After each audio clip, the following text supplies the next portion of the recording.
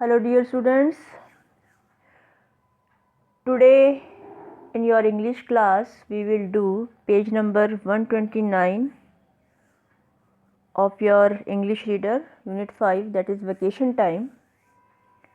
Name of the topic is Children should be educated at home, कि बच्चों को घर में ही शिक्षा दी जानी चाहिए.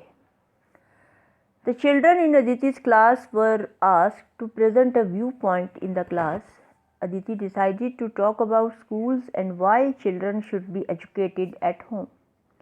She made some notes first and then worked out the presentation. Read Aditi's notes and her presentation. Aditi ने एक प्रेजेंटेशन तैयार की है, नोट्स बनाए हैं उसमें कि जो बच्चों को शिक्षा जो है घर पर देनी चाहिए. उसमें उसने कुछ पॉइंट्स मेंशन किए हैं, जैसे नो स्कूल्स नहीं होने चाहिए, save government money, spend on their things, use computer at home, fewer distractions, no teasing, safety, traffic, strangers. In my opinion, children should be educated at home because Aditi कहती है कि मेरे विचार से बच्चों को घर में शिक्षा दी जानी चाहिए, क्योंकि अब वो रीज़न बता रही है. The government would save a lot of money. It would not need to build schools, pay teachers, pay electricity bills, or pay for books and materials.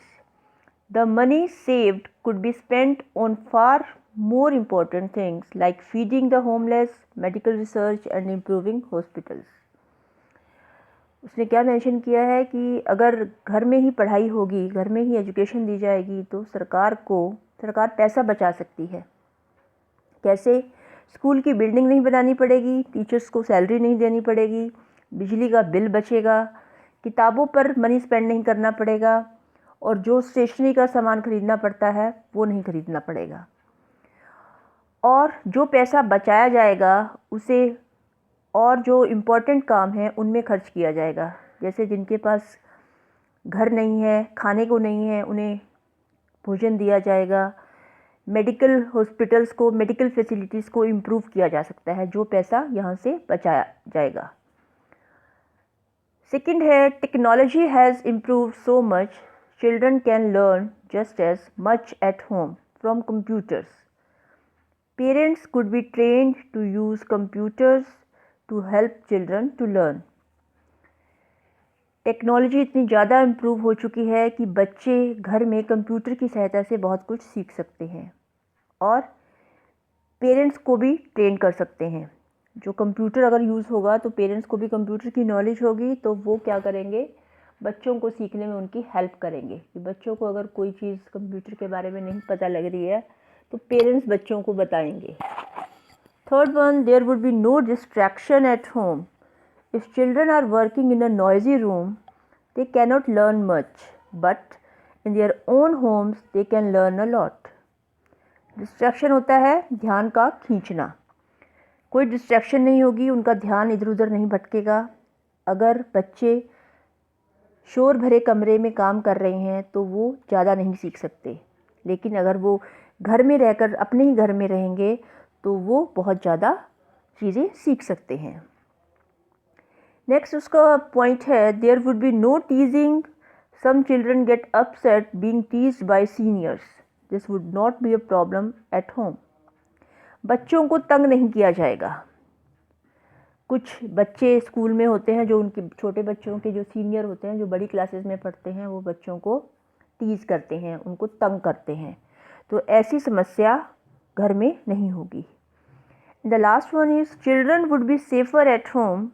There would be no fear of traffic accidents on way to school और on way home. Parents would not have to worry about their children talking to strangers. जो बच्चे हैं घर में ज़्यादा सुरक्षित होंगे. Accident होने का कोई डर नहीं रहेगा पेरेंट्स को. जब बच्चे स्कूल से घर जा रहे हैं या घर से स्कूल जा रहे हैं तो उन्हें ऐसा नहीं होगा कि बच्चों को एक्सीडेंट हो जाएगा, क्योंकि उन्हें ट्रैफिक की कोई प्रॉब्लम नहीं आएगी. और पेरेंट्स को इस बात की भी चिंता नहीं रहेगी कि उनके बच्चे किसी अजनबी से, किसी स्ट्रेंजर से बात कर रहे हैं. तो ये जो चिंताएँ हैं पेरेंट्स की फिनिश हो जाएंगी. तो ये टॉपिक था children should be educated at home. तो इससे रिलेटेड एक्सरसाइज है पेज नंबर 128 और 130 पेज पर क्वेश्चन आंसर हैं इस पे बेस्ड। आप इसे करने की कोशिश कीजिए और इस टॉपिक को थॉरली रीड कर लीजिए। Thank you, have a nice day.